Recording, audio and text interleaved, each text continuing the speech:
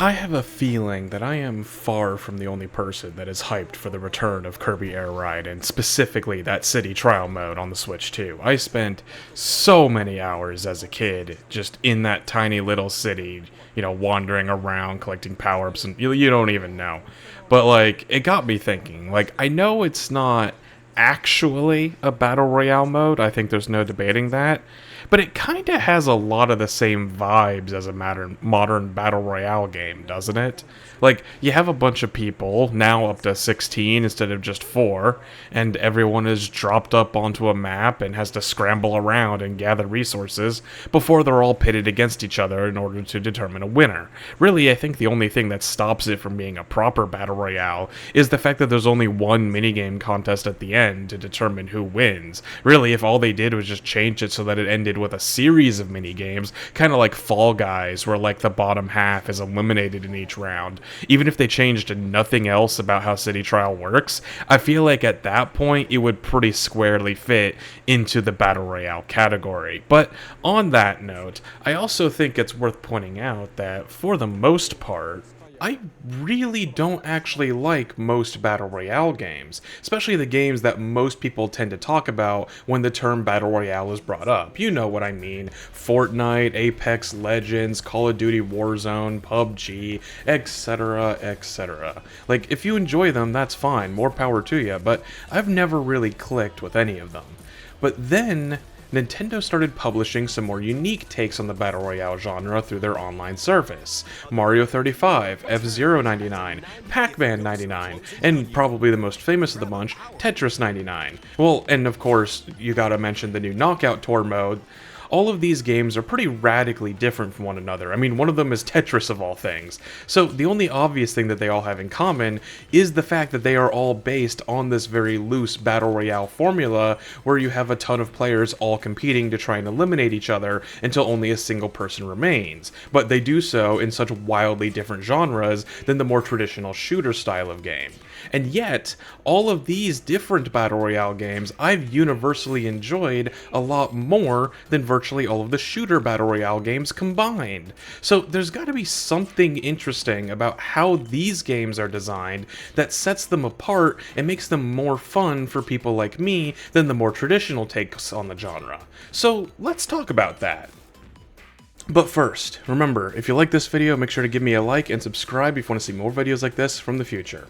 Now that that's out of the way, right off the bat, we can at least rule out a few obvious things that I don't think are reasons why I like some of these games over the other. Like, I don't prefer Nintendo Battle Royales simply because I hate shooters or am bad at them or something. I've played tons of shooters, first person, third person, or whatever, over the years, from single-player games like Doom and Helldivers and Half-Life, to more competitive multiplayer games like Splitgate or Overwatch. So I have a long track record of enjoying me some good gunplay. And I don't think it's because I'm good at some of these games and not the others. Like, for example, I have won plenty of these shooter battle royale games in the past, even when I'm just trying them out, and at the same time, I'm also very bad at Tetris sometimes. And hell, struggling to beat the NPCs in Mario Kart Knockout Tour is one of my more shameful feats. So, despite having a variety of skill levels on display on both sides of the aisle here, I still tend to enjoy playing these Nintendo Battle Royales even when I'm losing than I do when I'm playing a shooter Battle Royale, even if I end up winning the match. So I don't think I'm just being a sore loser here. And finally, no, I'm not just being a Nintendo fanboy either. Hell, Nintendo didn't even make most of these games that I'm talking about. They were just made available through Nintendo's online service. But more to the point, I've also enjoyed other takes on the Battle Royale genre, like Fall Guys, for example, and such, back when that game was popular at least. So it's not even just that it's because it's made by Nintendo, it's just that Nintendo has published a lot of these types of games, so I tend to call them Nintendo Battle Royales just for lack of a better term. So what is it then? All we've done so far is really ruled out a few basic explanations, but we haven't actually done anything to explain what these games are actually doing differently that makes them appeal to me more than shooter battle royales. So let's actually start talking about how they're designed. And well, there is one critical difference that I think I've identified between how most shooter battle royales play out versus these non-shooter royales, and it has to do with the Death Onion. Okay, so some of you may not have heard about the Death Onion before, but I'm pretty sure this is a real thing. It's meant to be like a visual metaphor that is used to teach fundamental military strategy for, well, how to not die in a firefight, basically.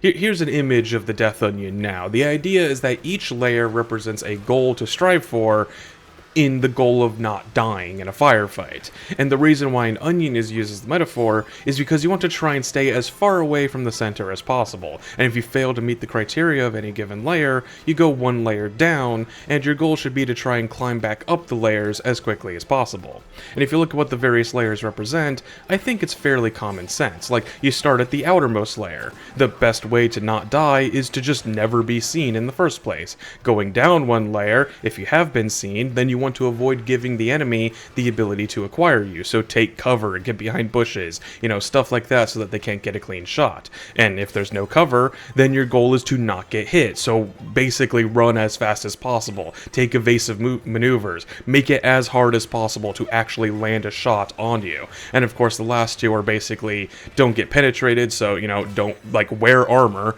and then the center is just kinda, good luck, I hope you don't die.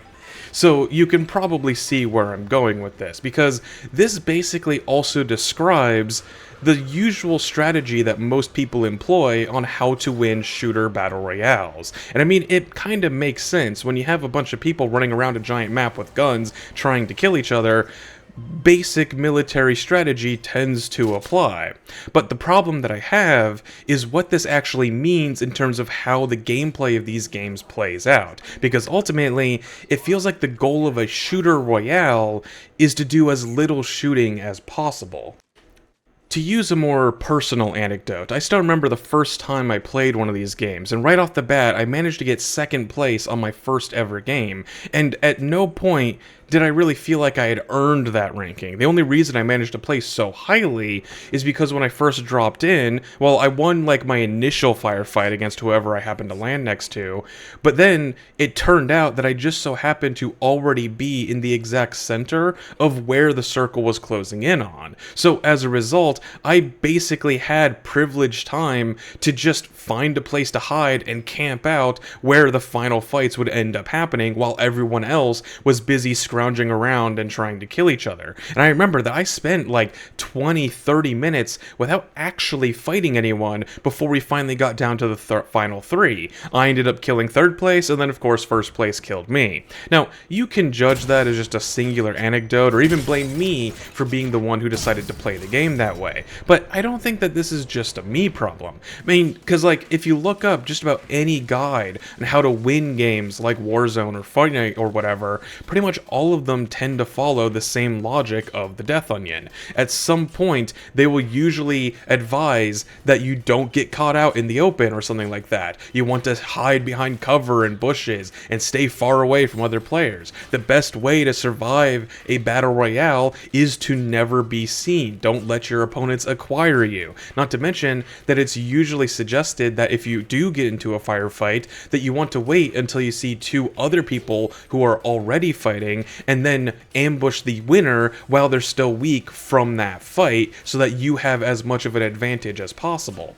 So that's the thing. The practical upshot of all of these strategies is that you have a game where every player is actively trying to avoid every other player, while simultaneously trying to punish anyone who actually does go out of their way to try and just fight another person. So as a result, you almost universally end up with long periods of downtime where you don't actually see or fight anyone for multiple, if not dozens of minutes straight, like an extremely lethal version of hide and seek.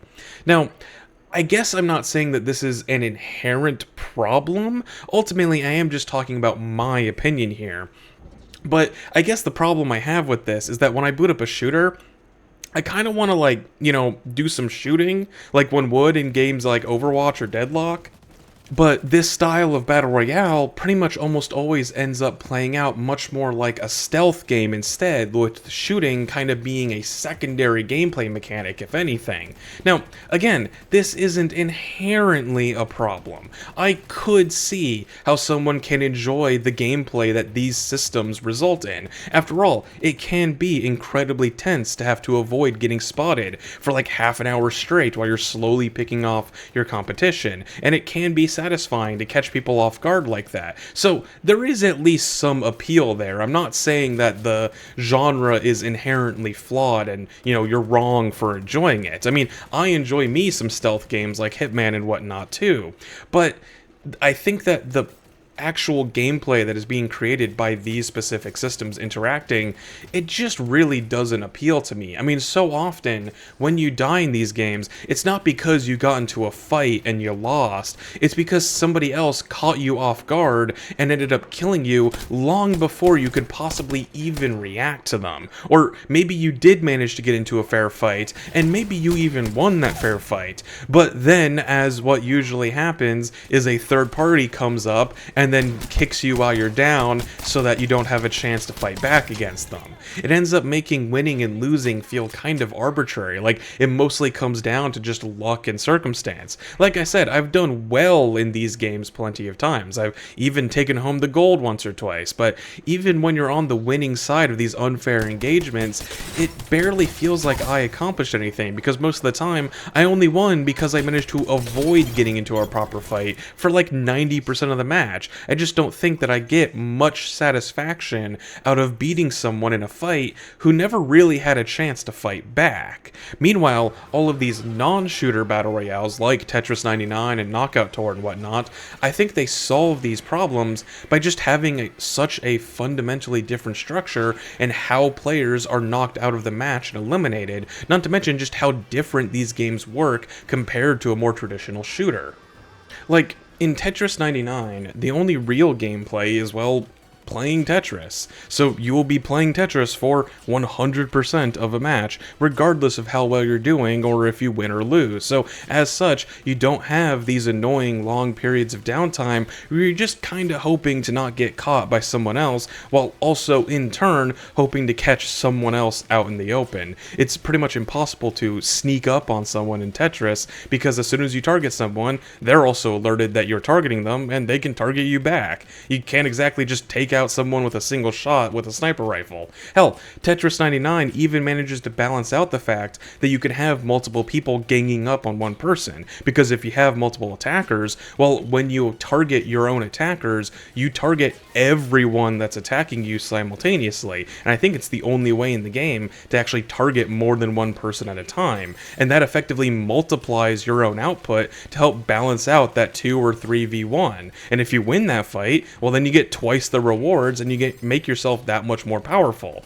So like, I guess that the core difference here is that the quote-unquote, fights in Tetris 99 end up feeling a lot more fair and balanced, and your victories feel a lot more earned to me. Like, yeah, you're still playing by the rules, so to speak, at a shooter royale, but when the clearly most optimal strategy is to just not give your opponent a chance to fight back, I guess I just don't really vibe with that kind of game these days.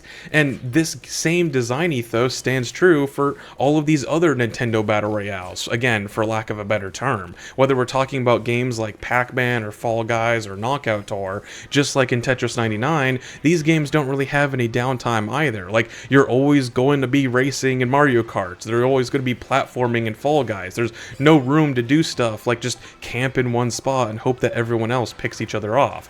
Everyone is always going to be fighting for first place for the entire match. And similarly, there's not nearly as many cheap strategies where you try to gang up on someone to give yourself an unfair advantage. Like I said, in games like Tetris 99, it's kind of impossible to single out specific enemies, and it specifically counteracts you if you try to gang up on someone. And in games like Mario Kart, well, you can kind of only interact with whatever players happen to be closer to you in the race. And, well, I guess first place as well if you get a blue shell, but that's what they get for being at the front of the pack. But yeah, for the most part, everyone is always just kind of fighting everyone else around them simultaneously.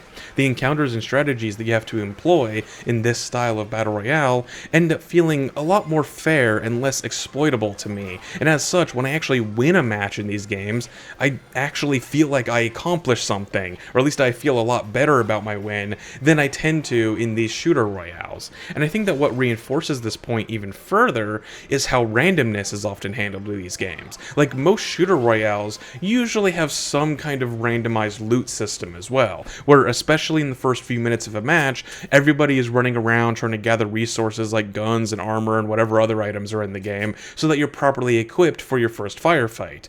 But naturally, there's always going to be different guns and items of different rarities and qualities, so someone can just end up finding a legendary weapon in the first minute of a match just out of pure luck, and then that will immediately put them at a massive advantage over pretty much everyone else. And then what ends up happening is now they're able to steamroll their first few fights because they just have objectively stronger equipment, and then now they're able to loot all of the stuff that those people found, and even if it's not great, they still just end up having so much more loot than everyone else, and now they're even better equipped to fight other people, and you just end up with this snowballing positive feedback loop where it feels like the winner of the match was determined in the first minute, and now you're just waiting for the rest of it to play out. Now sure, many of these other games have a lot of random elements too. Like, I'm not about to sit here and tell you that the item system in Mario Kart doesn't have some degree of randomness and luck to it, but it's nowhere near as bad as it is in games like Apex and Fortnite. Like, for one, when you get an item in Mario Kart, even if it's an insanely super strong item like a bullet bill or a star, it's still always a one-time consumable. It's not like that item is going to buff you for the entire rest of the match. Once you use it, it's gone, and maybe it's moved you up a couple of places, but otherwise you're back on even footing just like everyone else. And on top of that, I think that most people are also aware of how Mario Kart balances its item distribution.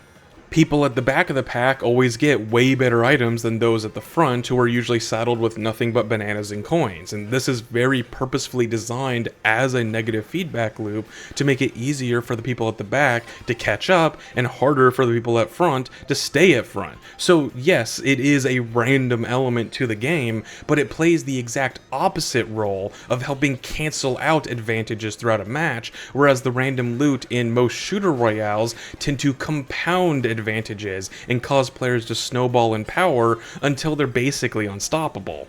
And of course, other games like Tetris 99 don't even really have any random loot of any sort. The only loot to speak of is what you get for actively knocking out other players to increase how many lines you can send to your opponents. So, like, the loot is pretty much entirely skill-based, I guess. Like, you can't just suddenly get maxed out at the start of the game and begin a match with a huge advantage. Even if you kill somebody who ended up giving you a ton of loot because they had already built up some themselves, that means you had to have won that fight at a massive disadvantage in order to be able to actually beat them.